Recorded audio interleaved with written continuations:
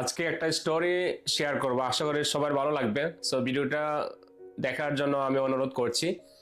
যেমন আজকে আমি একটা নিউজ পেলাম, আমাদের একজন শিক্ষার্থী উনি 3টা দেশে অ্যাপ্লাই করেছে এবং 3টা দেশে অ্যাপ্লাই করে আসলে রিজেক্টেড হয়েছে এবং ফাইনালি উনি একটা দেশে ভিসা পেয়েছেন।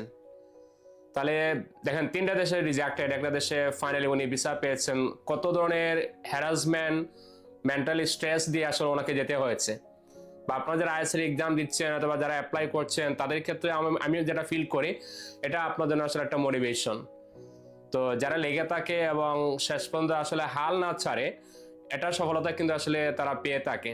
So, আমার হচ্ছে যেন মনে হয় যে এটা আপনার জন্য একটা লেসন।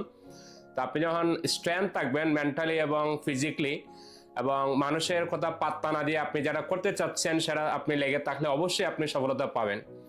তো আপনাদের প্রতি আমার একটা অনুরোধ থাকবে, যারা আইএলটিএস রিসেন্ট এক্সাম দিয়েছেন, রেজাল্ট খারাপ হয়েছে, আপনি সময় নিয়ে 1-1.5 মাসের ভিতরে এক্সাম দিয়ে দেন। আর যারা অ্যাপ্লাই করেছেন কোনো হনে আসলে ভিসা রিজেক্টেড হয়েছে, আপনি ট্রাই করেন, লেগে থাকেন, আশা করি আপনার ভিসা হবে ইনশাআল্লাহ। ধন্যবাদ।